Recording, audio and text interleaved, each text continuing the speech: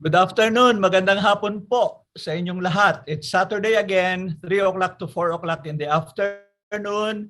Senior City Kwentuhan. Brought to you by three alliance organizations. Ang una po ay Education Network, particularly our program on adult learning and education. The second is a Facebook group that got established when pumalag yung ibang seniors na hindi sila makalabas sa bahay. So nagsimula sila ng organization na senior sa panahon ng COVID. Biglang umabot hanggang 30,000 ang members. And then the other one is Gary Granada and Lapis, who was the one urging us, so kayo namang mga advocacy group, why don't you use the web? And so we collaborated and we agreed po, and eventually, etong itinayo po nating Senior City Kwentuhan. City as in citizen, mga citizen. Ang inyo pong co-host ay parehong seniors. Si dela Torre po at si Tita Girlie. Okay. Ngayon, we have a very special guest because ang tagal ko nang hinahabol ito. And there was a time, may sabi ng iba, ano raw kami, parang magpinsa raw kami. Kapatid. Magkamukha raw ng konti. And we'll talk a little bit about his background. But luckily, despite his very busy schedule at lalo na ngayong transition of government, pinaunlakan tayo at sabi, sige, I'll make myself available to give an update and future plans.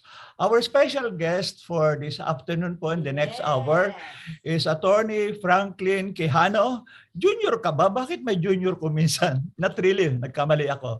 Who is the chairperson and CEO of the National Commission on Senior Citizens, which we will talk about very soon. But good afternoon, Franklin, and may we ask you to greet our listeners.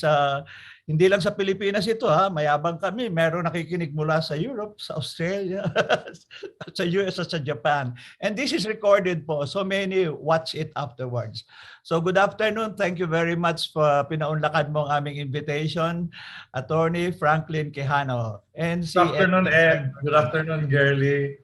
And our technical person is, hindi ko nakikita eh. Wala, si Cassandra. Okay, so Very non-senior yan, 20 plus years lang. Yeah. So thank you for having me, Ed and Girlie. And of course, magandang hapon sa lahat ng mga viewers and listeners sa City Kwentuhan. Senior City Kwentuhan. I'll flash muna yung ating title slide. Kasi nga, Franklin, sabi ko, pag ang nakikita lang nila, mukha mo at mukha ko, parang kulang naman. So I usually make a few slides. Siyempre, we put the poster. Pa-cute na lang yung aking title, Senior Moments. Ang hindi ibig sabihin niya yung nakakalimutan. This is the moments for seniors, pag-uusapan natin. And moving forwards. So naisip ko, nag-scan ng Facebook page ng NCSC. Tapos nakita ko isang picture mo visiting, totoo ba yan? Pakwento nga ito, the oldest centenarian in the Philippines and maybe the world. Yeah, unfortunately, she died months after I visited her. Oh, talaga? Okay. But still, Lola Francisca. One of the oldest in Kabangkalan, Negros Occidental. And alam mo, ang daming 100 years old senior citizens sa Kabangkalan, umaabot ng 12. wow. May isa pang senior citizen sa Kabangkalan na 101 years old. Wow. Nag-aararo pa. Wow. Ha? Talaga? Grabe ha. So you know, this is something to celebrate. Akala natin tayo ang nasa peak of life. Mayroon pa pala eh. Oo. Tama. Actually, one of our current reading, Franklin, ay pakikuha nga, Girlie, papakita ko sa iyo kung hindi ko. Aging successfully.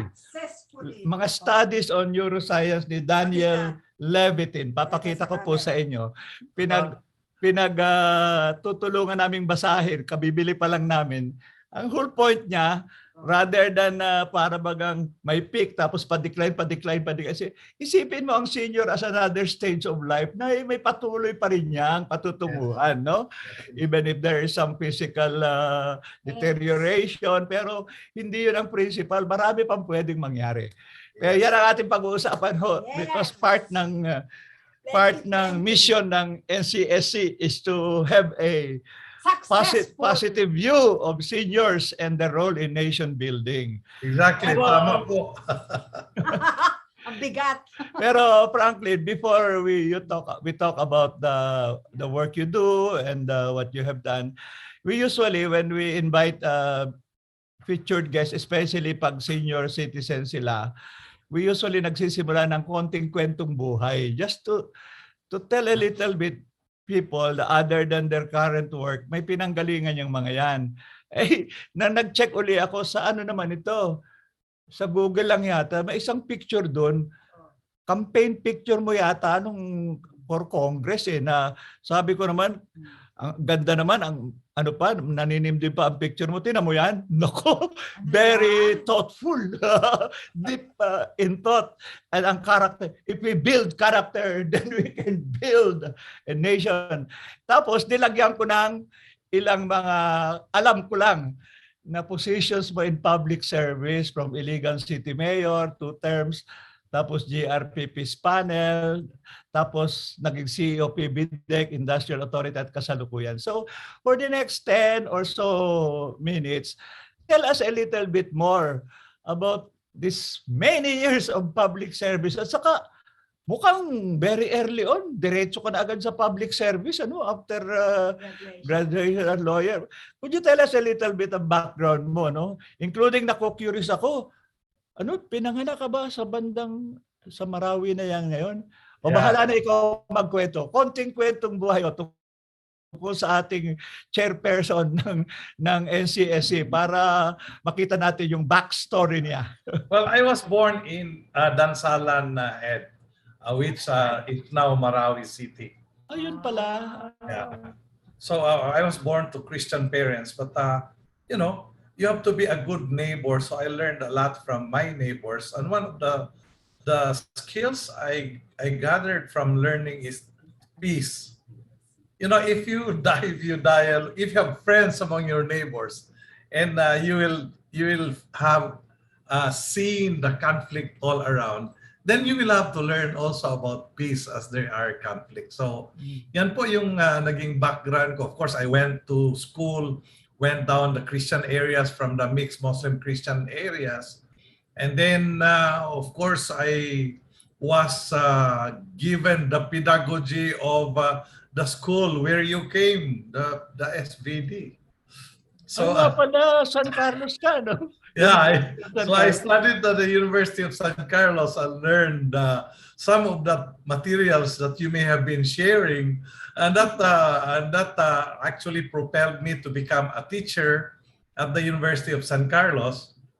And then, of course, after about more than a decade of teaching, I started to ask myself, what are all these theories for? Kasi puno ako ng theory, an idealism and all. So I said, maybe I should apply all these theories in the field. Kaya umuwi ako sa Mindanao kasi I was searching for saan ba ako pwedeng maging effective. At first, I would have wanted to run for an office in Cebu. But then I realized medyo mahirap sa Cebu. So I went to Mindanao. I ran for an office. I ran for the city council. Nobody wanted to accept me. The traditional politicians didn't want me. So tumakbo akong independent. Wow. Oh, so and then I started campaigning the way, an idealist wants to campaign. And I ended up number 1 in the city council. So I spent my last salary from school for my campaign, and that was 3,000 pesos. And I realized, pwede palang manalo kung may 3,000 pesos. Of course, sa takbo na yon, nadali yung baboy ng auntie ko. Di ba? Pakain sa ano. Oo, pakain. And then yung mga cousins ko tumulong. But you know, by and large, it was rewarding because na-realize ko na pwede parang tumakbo mo lang pera. And then, of course, I became a counselor. I was engaged in debates and I realized in school, I was good at debates. And in the council, debate na naman, sabi ko, bored na ako sa debating ito. Tumakbo akong mayor. Yun. Directly, I didn't pass through vice mayorship. I went directly as mayor. When I ran, dahil independent yung nung manalo ako na councilor, when I ran as mayor, di naghanap na ako ng partido kasi wala akong political party at that time. And then came the unity of Salonga and Pimentel. So I became noon. 92. 92. So I became a mestizo, liberal and PDP. Kaya pala may PDP ka. Oo. Oh, and of course, when I ran, still with all the idealism, and I thought maybe I should increase the capital, the financial capital. So I had 20,000 for mayorship. And of course, I lost. Natalo ka ba nung una? Oo, natalo ako. You know, ilan yung talo ko? 105 votes. Wow! In a city of about 110,000 voters. So isang isang purok lang, kunting cluster of houses ang talo ko. So I realized sayang. So I tried again the next time, and this time I still lost with a bigger number na, 3,000 na. 95. Yeah, 95. So I said, I'm not going to run anymore. Talo twice na talo. Then you came and your group. Nung tumakbo si Erap, everyone was hopeful na we can have change, and then Erap is going to lead in the change programs. And so they started convincing me, and I said to myself, baka matalo na naman ako. Sabi ng mga nagkukumbinsi sa akin, walang ibang tatakbo ikaw lang ang ilalaban. Sabi ko, ilalaban nyo nga ako, pero hanggang laban lang tayo, baka matalo. Then they said, no, let's just make a try. And I won with a majority of 14,000 votes. Wow. So I said, pwede parang manalong mayor, pwede parang manalong alkalde na kunti lang ang perang gagamitin. So that fueled me to public service, etc. And of course, bannering my work is really good governance, accountability in work, involving others in work, participatory processes. I was really gangho. Ang ganda ng buhay politiko pala. Basta hindi ka lang gagasto ng pera. And I won twice as mayor. Wow. By the way, Franklin, nanalo ka ng Galing Pook hindi ba? Yeah. During my second term as mayor, nag-submit ako ng mga program natin sa Gawad Galing Pook. Some of them are, i-computerize mo yung taxes. Kasi pagka i-computerize mo yung taxes, gaganda yung collection mo. So that was one. The other was yung Gawad Kalinga. The experience there was may isang purok, may isang areas near the port na nasunog. Ex-mayor siya once. Nung masunog to, nagkakampanya yung taga-Gawad Kalinga na let's help our poor brethren to have housing. So nung masunog, ang number of houses na nasunog is about 147 houses. But nung binilang namin ang nasunugan, 245 families. Wow. So sabi ko, ba't ganon? 147 lang houses Ba't naging 245? And then I realized na ganon yung gap, yung poverty gap is even in tenements, you can have one house with many households. Yeah. So I challenge everyone into, kasi usually sa nasusunugan, binibigyan na yan ng aid, di ba? So mostly ang binibigay is sardinas, damit na seconds na mga damit, yung mga ganon. So sabi ko sa mga tagagawad kalinga, sabi ko sa kanila, ang pangangailangan nila bahay, ba't damit ang binibigay natin at sardinas at bigas? And so we were challenged into building houses together with the victims, yung mga fire victims. And since nasunog yung September, nung pagka-December 24, nagbigay na kami ng 10 houses for 10 families na biktimas na ginawa nila mismo, lahat tulungan eh. So nagkaroon ng bayanihan, and then yung nabigyan ng 10 houses, tumulong din sa iba hanggang nagkaroon ng more than 150 units of houses doon sa area. Magandang balikan yan, ha? Because banggitin ko kasi may General Assembly ang galing po ni June 23. Actually, I had forgotten about it, Franklin. Alam ko awardee ka, pero hindi ko alam yan pala ang ano. Yeah, yan yung contest piece namin. Ang mga tao mismo ang gumawa ng pangalan ng village. Tinawag naming it's parang God's gift, ganun. Okay. Oo. Ngayon, pwede tayong lumukso because alam ko mahaba ang political career mo, pero gusto kong malaman ng ating mga nakikinig yung naging role mo in different peace processes. Kasi nga, yan ang tinatanong ngayon eh. At least in your case, relatively successful yung una, no? Yung government panel plus yung RPMN na ikaw ang chairperson. Magbigay ka naman ng konting kwento ron. Alam kong naging involved ka pa rin sa implementation sa RPA sa Negros. Pero yan muna yung sa Mindanao, no? Yeah, maybe I'll start with my exposure to conflict and peace. When I was a kid, I was a witness, when I was in high school actually, I was a witness to the fight between the Barracuda and the Ilaga.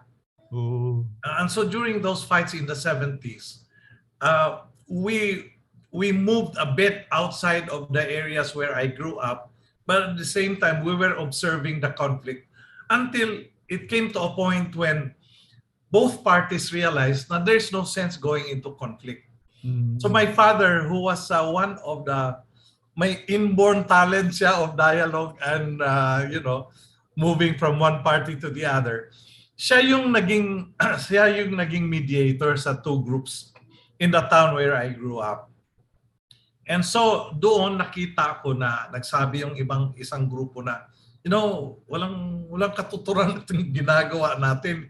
Nagbabarilan tayo, wala namang direksyon ang ating buhay kasi hindi na nga sila makapag-harvest, hindi na sila makapagtulog ng walang comfort yung buhay. And so eventually both parties agreed to bury the hatchet and say no more conflict. So that was the start, and during my college days, yan yung nagiging inspiration ko at iniisip ko, paano ba talaga? How do we resolve conflicts?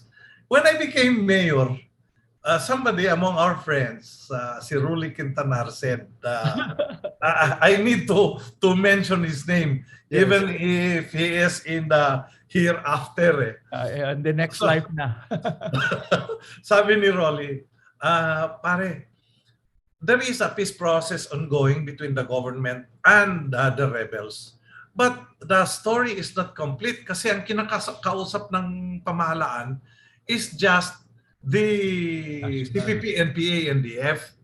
But there are splinter groups as a result of the different changes in government, changes in the period of our history. Kaya may mga splinter groups. Hindi ba pwedeng pagsabihan natin ang gobyerno na in the spirit of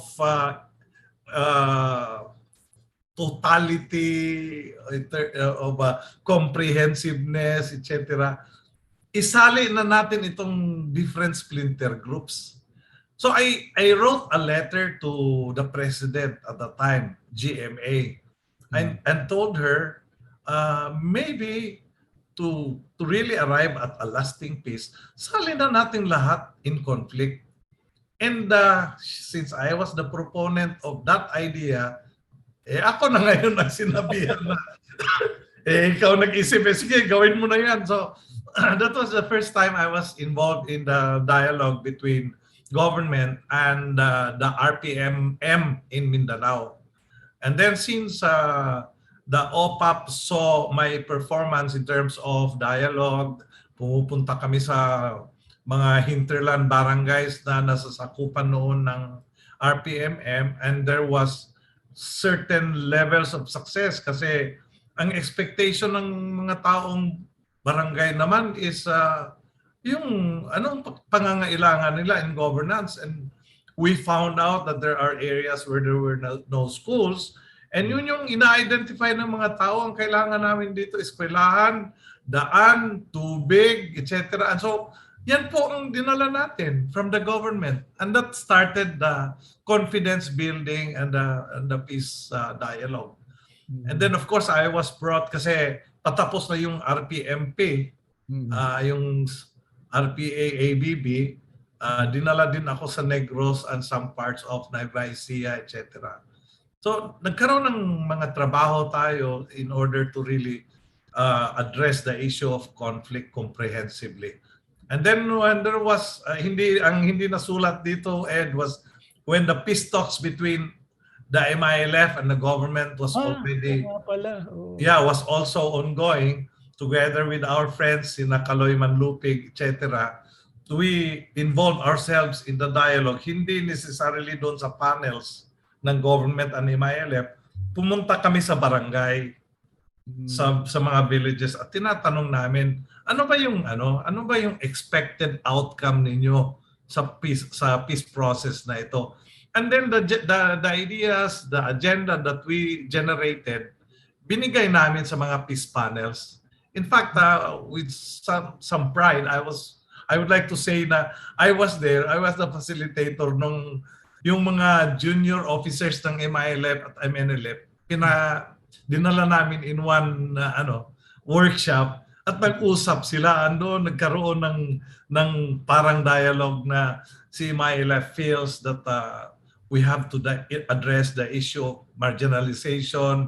That is why we were called Bangsamoro by the majority, ganito ganon.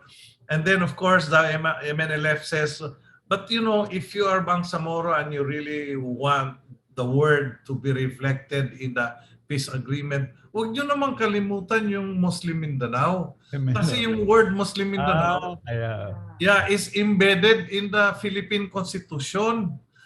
The only constitution in the world, or a few of them perhaps, but one of the constitution na may nilagay na word Muslim is our Philippine Constitution. Kaya sabi ng mga MNLF, sayang naman pagka hindi nyo nilagay yung Muslim Mindanao. Kaya eventually nag-progress yung dialogue between government and MILF, and then eventually the word that was used with BARM is Bangsamoro Autonomous Region of Muslim Mindanao. Hindi masyadong nasusulat yan sa mga nakikita kong profile mo sa Google. Kasi ang papel mo doon was more informal, advisory, third party, gano'n. Pero in relation to that, bago tayo lumukso yung more recent mo, I don't know kung kailan nagsimula yun. You were already outside of government. But ang next kong pagkakilala masyado kay Franklin ay isa sa proponent and practitioner ng open space technology. Tapos nakita ko nag-training ka pa on appreciative inquiry paliwanag mo nga, iba yan kasi of course nandun na sinabi mo sa tatay mo, papel mo sa dialogue, but really it's a specific technology rin. Kaya gusto kong banggitin because later you try to apply it sa government. I like to find out yung karanasan mo. Paliwanag naman yung open space at appreciative inquiry karanasan mo. Well, actually, and still starting from experiential, di ba, exposures. Since elementary kasi, di ba, as we preside, ang gulo-gulo ng mga meeting, and then you start to learn Robert's rules. Robert rules. And when you know Robert's rules, magulo pa rin kasi maraming nanggugulo sa meeting. So I start to really try to find how do we make meetings work? How do we organize ideas and action? So I tried to find some answers to this. And one day, as I was attending a peace summit in Japan, may ganitong open space na ginawa sa peace summit. And I saw, galing kasi all the ideas will come all together in the discussions. And then, guided by your passion, doon ka sumusunod sa anong pag-uusapan na idea na gusto mong talagang ma-sustain, ma-cultivate. So there were many subgroups that were organized. And then in the plenary, all these ideas were presented. And then everybody owned all the ideas with the interactions, of course, in the plenary. And I realized, pwede palang ma-organize ang meeting na hindi gaanong masakit at ang daming debate at may mga aggressive na statement pa na that's to your according, di ba? Di ba? Nagkakagalitan sa meeting. Dito sa open space, walang ganong awayan. So I started to pursue open space workshops. And then I saw that even in the communities where I was, doon sa, di ba, nagkaroon tayo ng MILF, MNLF dialogue. Yun, ginamit natin ang open space and then nagkakaroon ng pag-generate ng ideas at pag-prioritize. And I saw na may isa pang elementong pwede nating ilagay dito, yung appreciative inquiry. Yes, We don't have to be overcritical. We don't have to be negative about all things. Baka pwede nating gawin ang open space na aspirational. You pursue your dream, you pursue your design in a manner which is positive for society. So yun yung rason bakit nag-practice ako ng open space, and I'm willing to teach anyone who wants to facilitate open space. Kasi I realized that this world needs to organize ideas and action in a manner which is positive and parang halos walang conflict sana eh. Galing ha.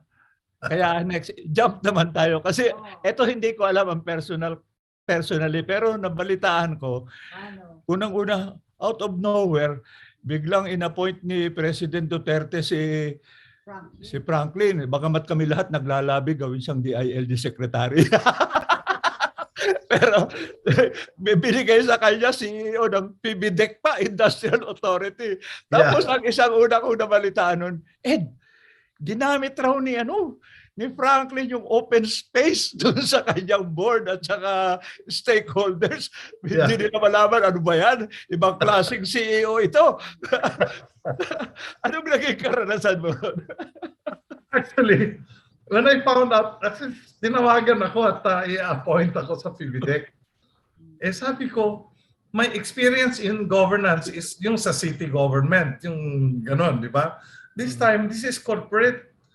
Medyo, paano kaya ito? So when I took over, the first day that I took over, instead of an installation ceremony where you take your oath and you give your promise to everyone. You set directions. Ang ginawa ko, tingnan nga natin lahat ng stakeholders. Lahat na official ng PBDEC, even the local government units, in-invite ko, and then nag-open space kami. Wow! And then lumabas doon yung sana ma-address itong ganito, sana ba, etc. And then of course, the dream of we want PBDEC to really be a highly efficient economic zone for the government, etc. And so, yan, di na-organize yung lahat na ideas. And so, the speech that I was making was in the closing speech. yung closing na ng open space. Binanggit ko na yung lahat na idea nila. Oh, this is our program for FIVIDEC. Ang galing, ano? Kaya sinunod ko. It did not become just my promise. It became owned by everyone. Ito gagawin natin. Ang galing, So, ano? so I can imagine siguro yung mga ibang ang background ay military, nagtataka, ano ba ito? Dapat mag-direct ka. Pero ang ganda nun kasi may ownership. Ano? yeah. And so eventually everyone was focused into paano ba natin i-increase yung investment sa FIVIDEC, paano ba natin i-increase yung collection, etc. At I think I saw some accomplishments there. It was at that time when si San Miguel Corporation naglagay ng brewery at FIVIDEC, and I saw it built and finished. Oh. Parang in just a matter of about 1.5 years, tapos ang brewery. Tapos may maraming projects na ginawa. And then of course, dialogue and the operation of the Mindanao International Container Port, ginawa natin ng paraan para mag-improve. So that was FIVIDEC. And then suddenly, after my term ended, bago yan, bago na. Tama-tama ho. Alam mo, we could have a whole 1 hour just on the kwento ng buhay niya. Pero ang promise namin, magdi-discuss pa rin tayo sa NCSC, National Commission on Senior Citizens. But given mahalaga yung background na pinakwento ko sa iyo sapagkat makikita natin na what you bring to this challenging task, ano? And that's why we really even when the other kasi yung senior sa panahon ng COVID, yung may ibang organizers very critical nung una, no? In general sa government, pero nalaman nilang si Franklin ang siya ba? Alam namin yan. Siguro makikinig yan sa atin. Against tayo sa kanya. No? Siguro, by the way, you would not believe, Franklin, it's already 3:37. 25 minutes na lang natitira sa atin.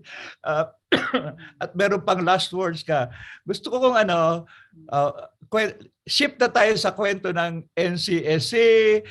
Paano ka na-appoint? Tinanggap mo ba agad? Anong inisip mo? In-apply mo ba yung open space? At anong projects ngayon? Lilipat natin sa slides na at least nakalagay doon nung napirmahan mo na rin yung IRR. Pero kita-kita, kaya ako pinili, nakalagay, will embark on a listening tour. Anyway, kwento mo ang kwento ni Franklin sa NCSC naman. Yeah, one transition statement. So more than 3 years ako sa FIVIDEC. And then tinawagan na naman ako. Huwag ka na dyan sa FIVIDEC. Lumalabas ang ginagawa kong story is really, huwag ka na dyan sa FIVIDEC. Promoted ka na, senior citizen ka na. So dinala ako sa commission. At first, I was really so afraid. Kasi alam kong ang kukulit ng mga seniors, di ba? so sabi ko, pagka tinanggap ko to, lahat ng problema tatanggapin ko, sabi ko. So, but when I started reviewing what's really for the seniors, I realized, part of the dialogue is really si seniors ay nangangailangan ng atensyon at kailangang bigyan ng pansin. So it is one side of being senior. We want to take some attention, di ba? But on the other hand, sabi ko, look at Girlie, look at Ed, look at a lot of seniors. They're still supporting, they're still giving. So binalansi ko to. Parang si senior citizens are givers. Even as they are takers because they can already feel the pain of aging. So, yun yung nakikita kong two sides of the senior. Nagbibigay si senior even if he or she is already old. Sa pamilya, pagka may natanggap nga siyang gift, sinishare niya sa apo niya eh. So nakikita ko na, then let's celebrate yung pagka-giver na senior. So gumawa tayo ng programa doon na, okay, let's go around and listen, and in the process perhaps let the people realize na may bagong agency in government na for the first time nagbibigay pansin sa seniors. Kasi for a long time we have lost na si senior member ng Club 20, ganito, di ba? 20% discount, etc. So, but then again, walang agency in government na nagfo-focus sa seniors. So this is the first time through Republic Act 11350 na may office, under the office of the President, na gagawa ng paraan para comprehensive yung attention sa seniors. So ang isang program na gusto naming mangyari, and I hope you will help me on this, Ed and Girlie, yung SECAD na, yung Senior Citizens for Development and Nation Building. So it tries to explore the giver in the seniors. Kasi maraming nagre-retire na bankers, nagre-retire ng engineers, mga craftsmen, and before we leave this human existence, baka maiwan, pwede nating iiwan yung mga abilidad. I know it's so difficult. In the case of Ed, ang ganda ni Ed mag-paint. Ewan ko kung may estudyante ba siyang interesadong matuto sa painting. But I'm really hoping na if we inventory our skills, baka pwede tayong may iiwanan sa next generation. Itong abilidad ni Girlie, mas pinakamahirap maibigay. Natatakot na yung mga seniors. But, if you ask the seniors, all of them, tanungin natin, ano ba yung abilidad ninyo na bago mag-pre-departure iiwanan ninyo? Baka pwedeng we will have more and we will be more as a country. Maybe the patriotic call is let's help in the turnaround of this economy na natamaan ng pandemic.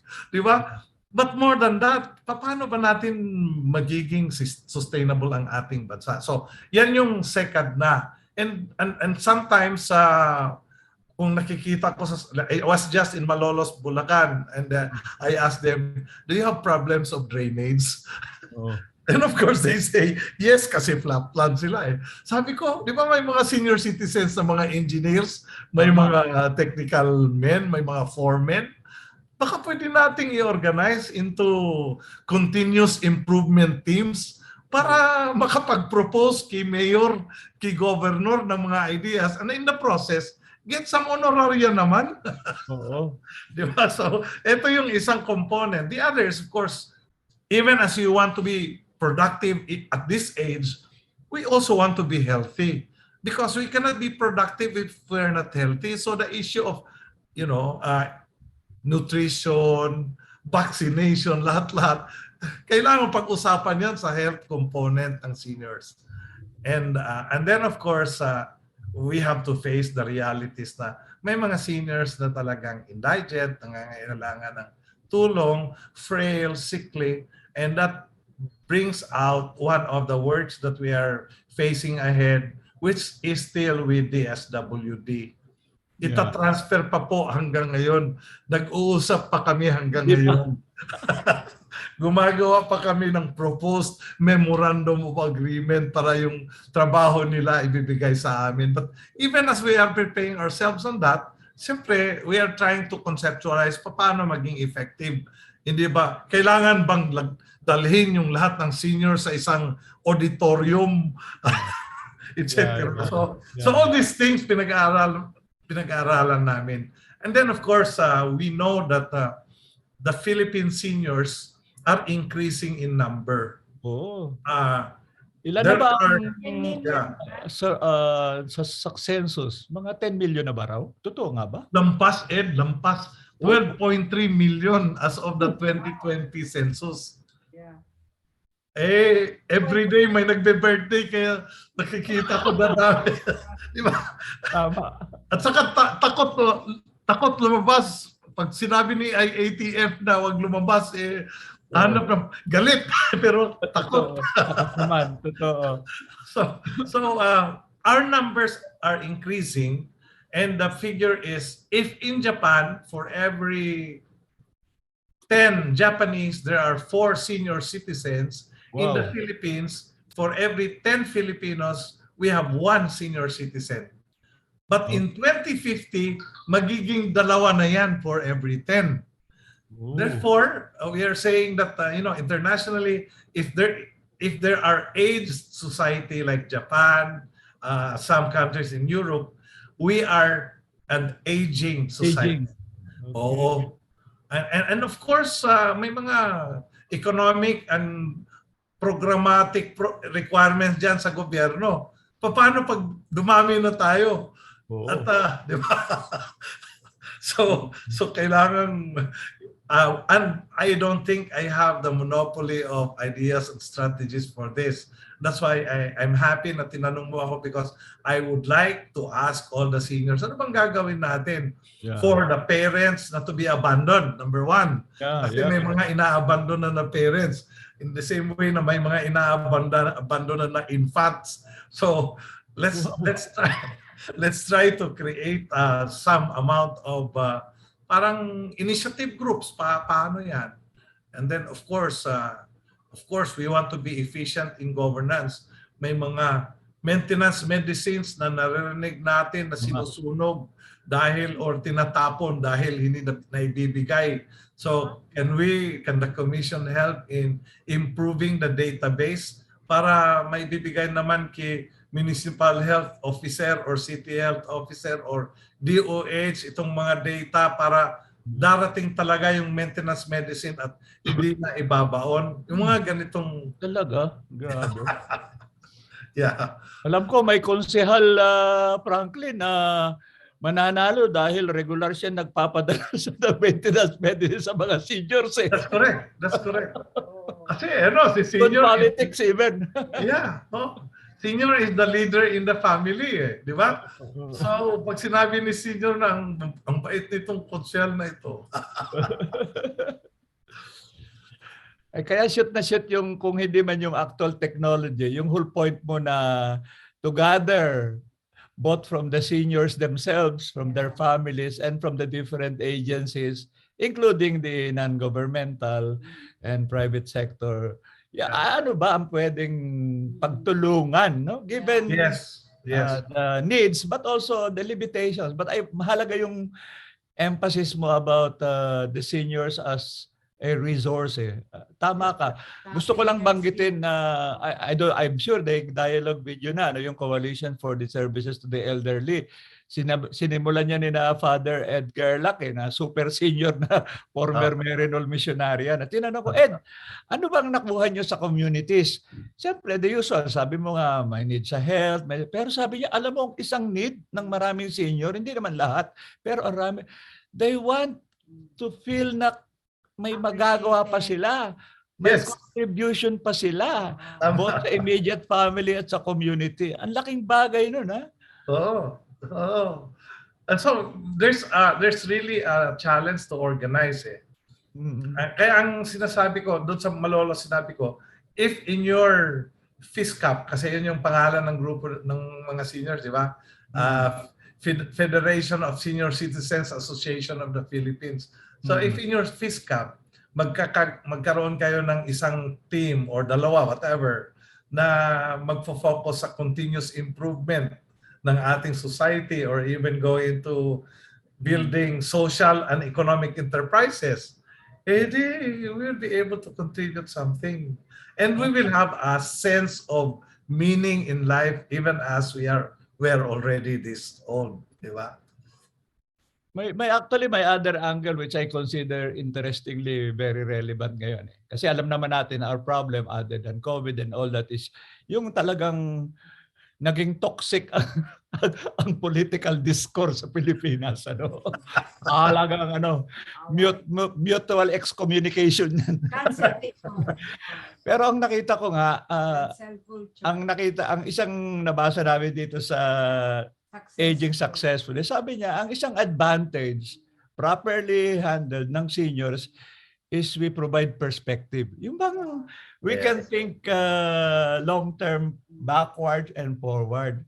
Yeah. Now, of course, very open. Ang senior, sabi mo nga, reklamada rin, madadala rin. Pero maybe in your tradition of, kung hindi man peace building, maintaining conversations rather than canceling each other.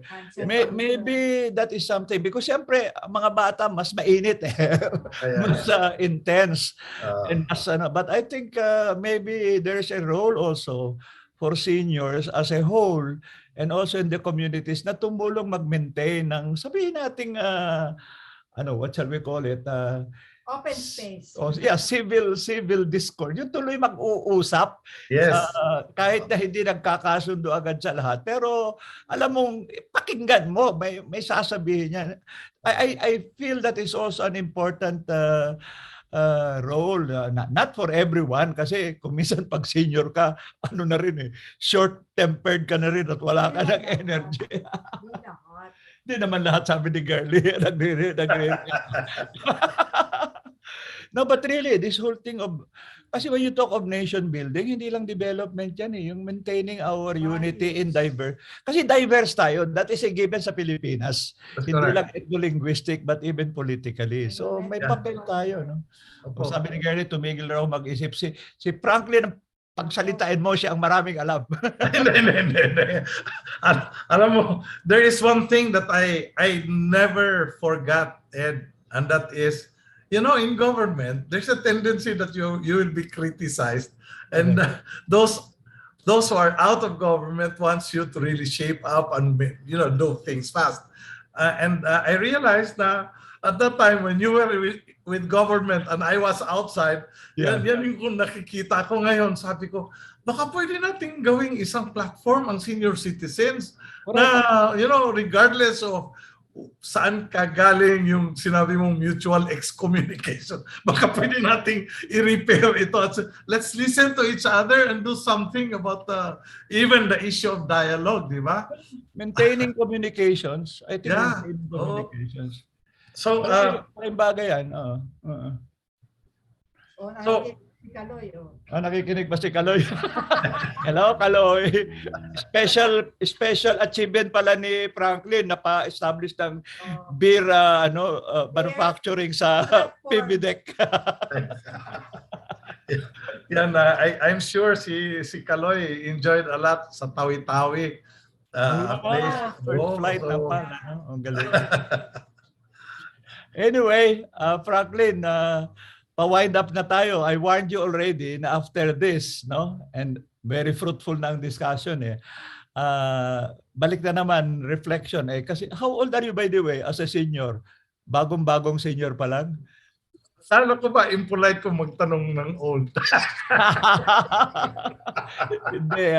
Sa ngayon, sabi namin senior citizens, it's an achievement not related to any profession or skill. Yeah. We have spent a longer time in this world than others. Yeah. So if you are able to draw lessons from that, meron tayong magsalita sapagkat hindi galing sa libro, galing sa buhay. Kaya usually at the end, we ask people, if you were asked, ito open space talaga, hindi na yung related to this agenda. Ano ang gusto mong initial reflections na iwan sa ating tagapakinig ngayon as Franklin Quijano? Well, nabanggit nyo na nakikinig si Kaloy. I want to be as emotional and I want to say na just like Kaloy, we really would like to say na, as we age, we learn a lot from the early days and we still want our learnings to be useful and to be used. And nakikita ko, alam mo, wala namang diferensya nung bata pa ako hanggang ngayon, Ed. my thinking process is still there eh.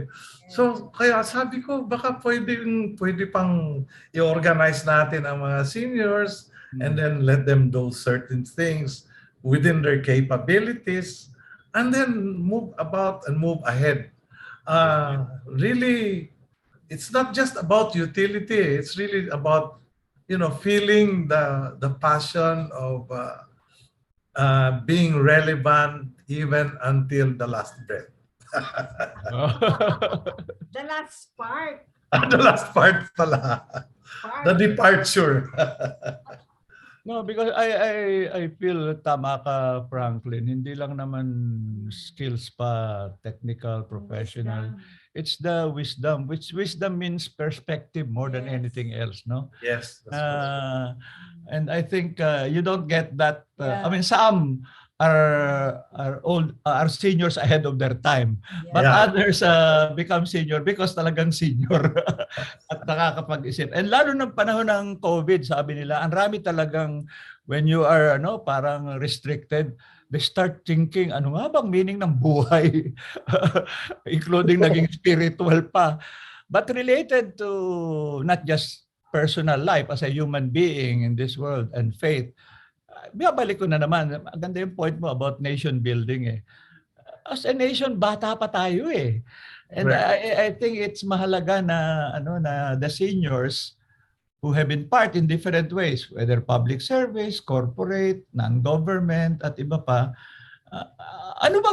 What can be our contribution? May papel siyempre ang formal governance, ang mga tao sa gobyerno. No? But I think senior citizens as a whole, maganda ring tanungin.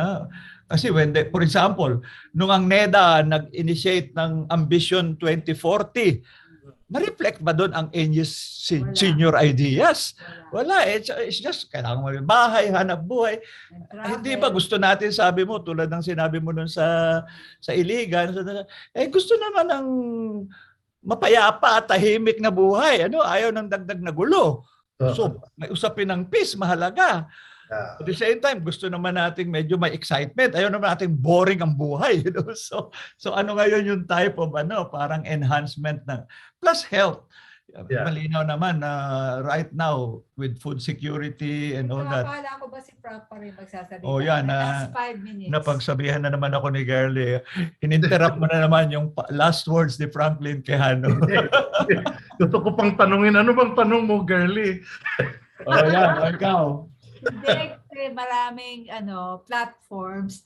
Wala talaga yung nagpo-provide din ng digital literacy. Kasi nga, laging face-to-face ang mga seniors. Pero dun sa UP Dormate chat group ko, ang dami-dami nilang mga skills, pero hindi nila kabisado yung digital platform. So, nung tinitingnan namin yung mga skills ng mga nag-graduate sa UP in 1970, buhay pa lahat sila ngayon, in their 70s na. So, we were thinking, sa halip na panay reunion lang gawin namin, gumawa kami ng mentor-mentee, no? Yung kanya-kanyang field, ang daming judge, ang daming doctors, ang daming scientists, tapos they really reach the higher echelons of their professions. So sabi nga nila, buhay na buhay pa kami ngayon. So what shall we do for the nation? Yun nga yung tanong nila. But they need a digital platform. Yeah, kasi nga nagagalit daw yung mga apo nila, yung mga Gen Z, na Lola, tinuro ko na yan sa iyo. Ganito yung pag-open ng Zoom o WhatsApp or 100 times na namin tinuro. Sabi naman ng Lola, hindi naman 100, 10 lang. So yun yung sabi nila na how can we really provide some guidance, no? After all, we're still kicking. Alive and kicking.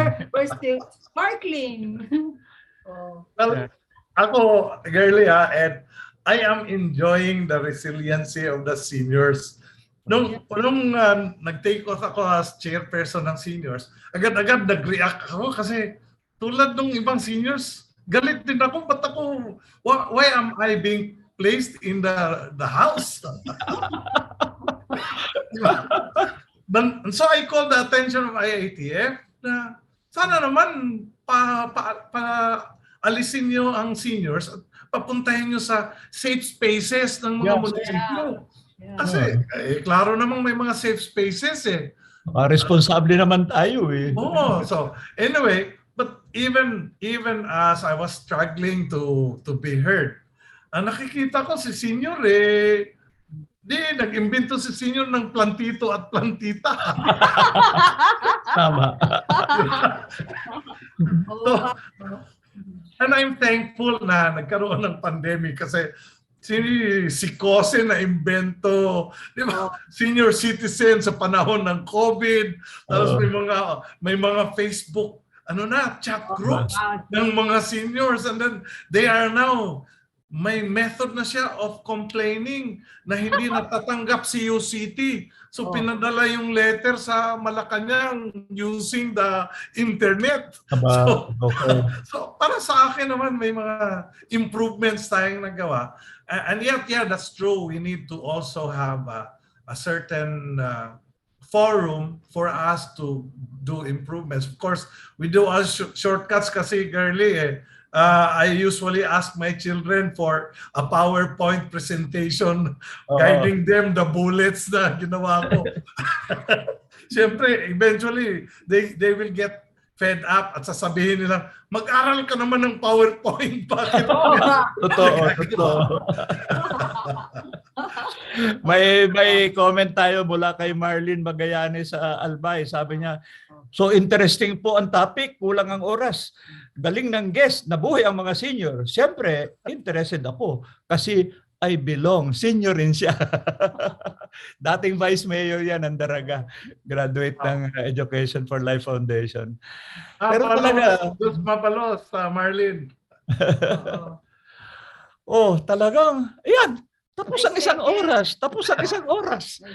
I think we should have, siguro pag nag-settle down na kayo, lalong-lalo na sa bagong office, naayos na siguro yung dialogue mo. Bagong dialogue yan na lahat ng skills mo kailangan with Tulfo, para ayusin yung collaboration ng DSWD. Really. At saka NCSC, But I think, and also, maganda you bring to it also yung karanasan mo as city mayor. Because clearly naman, governance, alam naman natin yan, naniniwala tayo na mahalagang papel ng localizing it. Pero ulitin ko yung point rin ni Girlie, that might be something that you can enable with the ICT and others. If we can develop at least some kind of, para to encourage more seniors to communicate more regularly. And yung I like your whole idea ng parang magkakaroon tayo ng parang brain trust halos parang may think tank. Isipin mo Panay seniors ang nagpo-provide ng resource. I mean, you think about when resources of the Philippines, dapat tingnan natin yan, Very often kasi dito pag retired na and all that, parang paano na yan, pa-welfare na, hindi rather than a resource. Saka alam mo, Ed, we have to change our laws because in other countries, they can retire 3 times. In the Philippines, pagdating mong 65, ayaw na, hindi ka na pwedeng magtrabaho. Talaga, grabe, Diba? So may advocacy rin pala kailangan hanggang batas, Pero mahalaga simula palagay ko yung messaging mo, and especially coming from the National Commission to say, look, seniors have their needs and they should be met, but seniors have also resources and we should tap them and appreciate that. I think mahalaga yung balance. Kung sa build may private, public, partnership. Dapat ganun din tayo sa seniors. Okay. May mga programs na may private, may public. Tapos wala na bidding. We don't have enough time to wait for 5 years. Yes. Diba?